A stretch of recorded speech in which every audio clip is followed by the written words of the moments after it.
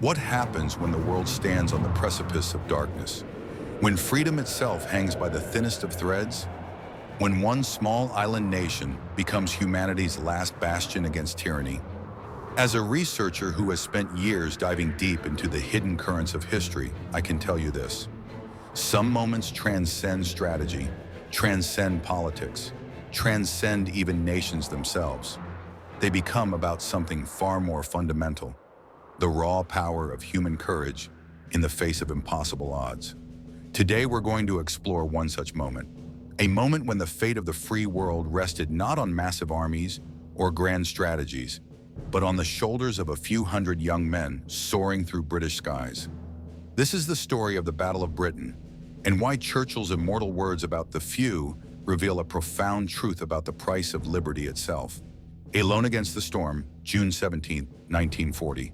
The date that changed everything. France, proud, powerful France, had fallen to the Nazi war machine in just 6 weeks. The impossible had happened. Hitler's Wehrmacht had accomplished what Kaiser Wilhelm's armies could not achieve in 4 years of brutal trench warfare. Britain stood alone. Picture this moment. Across the English Channel, the most powerful military force in human history was massing. Hitler's armies had conquered Poland, Norway, Denmark, Belgium, the Netherlands, and now France. The swastika flew from the Arctic Circle to the Pyrenees, and there, separated by just 21 miles of water, sat a small island nation with a population of 47 million, facing a continental empire of over 300 million. On June 18th, the very next day after France's surrender, Winston Churchill stood before the British House of Commons. The man who had been warning about Hitler for years, who had been dismissed as a warmonger, now found himself Prime Minister at Britain's darkest hour. His words that day were prophetic. The Battle of France is over. I expect the Battle of Britain is about to begin. He was exactly right. The lions roar. Some British politicians, staring into the abyss of Hitler's seemingly unstoppable power, whispered of negotiation. They spoke of accommodation, of finding some way to appease the Austrian corporal who now commanded the continent. But Churchill? Churchill had a different vision entirely. This was not a man prone to illusions. He understood exactly what they faced. He knew the odds. He knew the cost. But he also knew something else, something that perhaps only he could see clearly in the dark summer of 1940. Listen to how he framed their choice. He told his countrymen they must fight the Third Reich with everything available. He warned that failure meant not just British defeat, but that all of Europe risked falling into another dark age. Think about that phrase, another dark age. Churchill wasn't just talking about military defeat, he was talking about the extinguishing of civilization itself. In his rallying speeches, and few leaders in history could inspire people as Churchill could, he offered no false comfort, no easy promises. Instead, he offered brutal honesty, wrapped in unwavering resolve. I have nothing to offer but blood, toil, tears, and sweat. He spoke of facing many, many long months of struggle and of suffering. But then came the steel beneath the words. Churchill outlined their policy with crystalline clarity. To wage war by sea, land, and air, with all our might and with all the strength that God can give us, to wage war against a monstrous tyranny never surpassed in the dark, lamentable catalog of human crime. Their aim? Victory. Victory at all costs. Victory in spite of all terror. Victory, however long and hard the road may be. For without victory, there is no survival. Without victory, there is no survival. Let that sink in. These weren't just stirring words. They were a recognition of the stakes. This wasn't a traditional war where defeat meant unfavorable treaty terms. This was a war for the very concept of human dignity. The few hears the terrifying reality Britain faced in those crucial summer months of 1940. The Royal Air Force was running out of everything. Fighter planes, they had some, but not enough. Fuel, rationed to the last drop. But most critically of all, they were running out of pilots. Every day, young men climbed into Spitfires and Hurricanes knowing they might not return, and too many didn't. The mathematics were brutal. Train a pilot for months, lose him in minutes. So Britain did something extraordinary. They opened their ranks to anyone willing to fight for freedom, regardless of nationality. Pilots came from New Zealand, their voices carrying the accent of distant islands, as they called out enemy positions. Australians flew alongside Canadians, their Commonwealth brotherhood forged in the crucible of combat. South Africans brought their own brand of determination to the fight. Americans, officially neutral Americans, crossed the ocean to join a fight their own government couldn't yet join. And then there were the Poles. The Polish pilots. Now there's a story within the story. These men had already seen their homeland crushed beneath German boots. They had escaped across Europe, carrying nothing but their skills and their burning desire for revenge. The Polish squadrons didn't just participate in the Battle of Britain, they excelled. Their kill ratios were among the highest of any units. They flew with a particular intensity, a fury that came from having already lost everything once.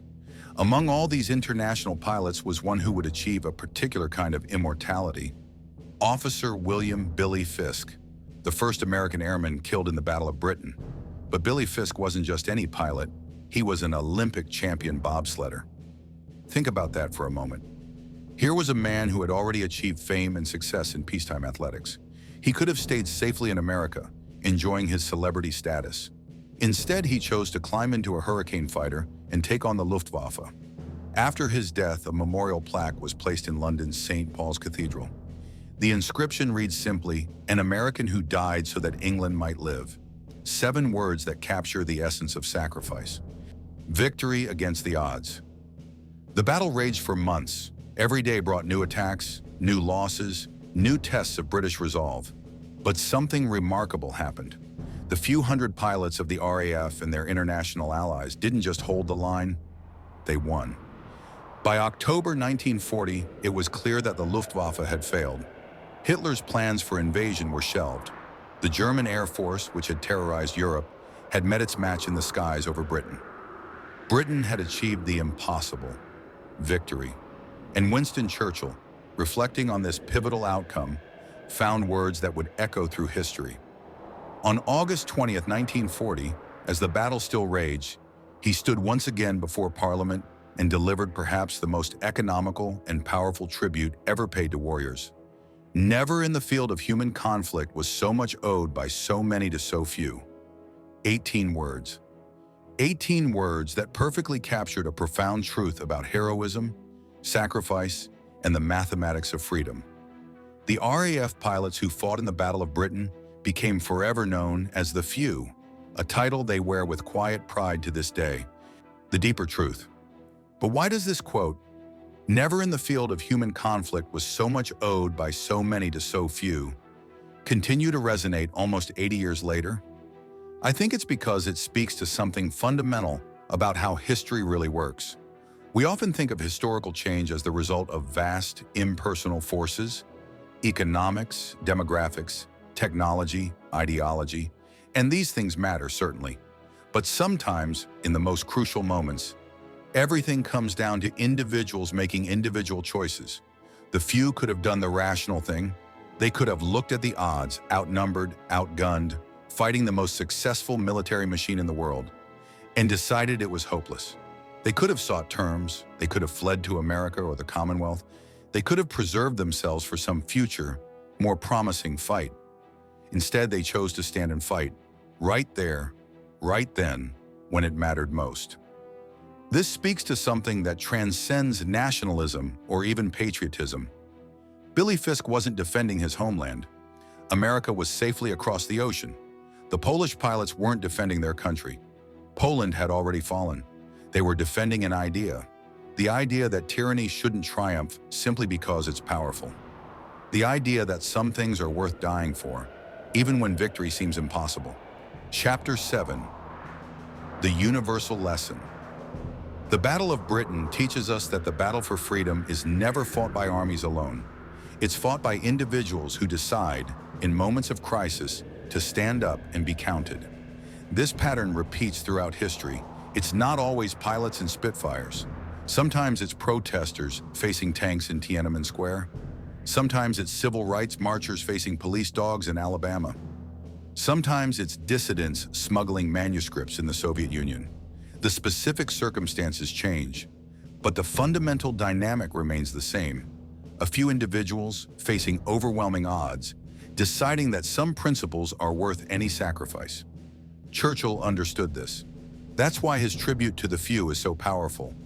It acknowledges that freedom isn't maintained by grand strategies or vast resources. It's maintained by ordinary people doing extraordinary things when history calls on them. The stories of these pilots, from Britain and many other nations, underscore the universal nature of that fight. They teach us about courage and determination, and the will to fight, even when the road is long and hard. It's a testament to how even in the darkest hours, a few brave souls can alter the course of history. Chapter 8, The Price of Freedom. But let's not romanticize this. Let's be clear about what the few paid for their victory. They paid with their lives. They paid with their youth. They paid with their innocence. Many of the pilots who fought in the Battle of Britain were barely out of their teens. They should have been at university, or starting careers, or falling in love, or doing any of the 1,000 things that young people in free societies take for granted. Instead, they were burning alive in crashed fighters, or dying in hospital beds from wounds that no human body should have to endure. The memorial plaque to Billy Fisk doesn't just honor his sacrifice. It reminds us that freedom isn't free. Someone, somewhere, always pays the price. This is the darker truth that Churchill's famous quote contains.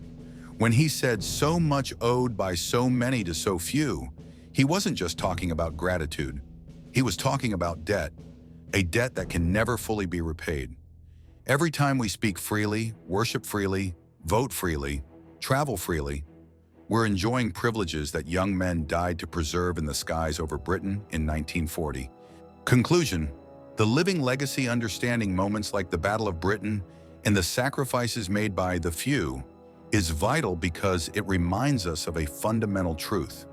History is anything but boring. History is the story of real people making real choices with real consequences. It's the story of individuals who, when faced with the choice between safety and principle, chose principle. The Battle of Britain wasn't won by technology, though radar helped. It wasn't won by numbers because the Germans had more planes. It wasn't won by resources because Britain was running out of everything.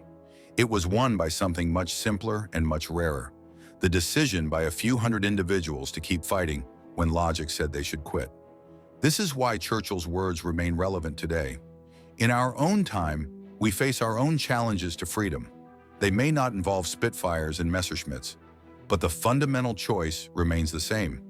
Will we stand up for what we believe in when it costs us something? Will we be willing to sacrifice for principles that transcend our immediate self-interest? Will we be among the few when history calls on us? The pilots of 1940 show us it's possible. They show us that ordinary people can do extraordinary things when they decide that some things matter more than personal safety. That's their gift to us. Not just the freedom they preserved, but the example they set. Winston Churchill gave them the perfect epitaph. Never in the field of human conflict was so much owed by so many to so few. But perhaps we can give them something in return. The promise that we won't forget, and that when our time comes to stand up and be counted, we'll remember their example. After all, freedom isn't a possession, it's a responsibility. And it's a responsibility that each generation must accept anew. The few showed us how it's done. The question is, are we listening? Thank you for watching. If this deep dive into one of history's most crucial turning points resonated with you, please share it with others who might benefit from remembering what courage looks like. Subscribe for more explorations into the moments and individuals that shaped our world. And let me know in the comments, what aspect of the Battle of Britain or Churchill's immortal words strikes you most deeply? History lives on through our understanding of it and our willingness to learn from it.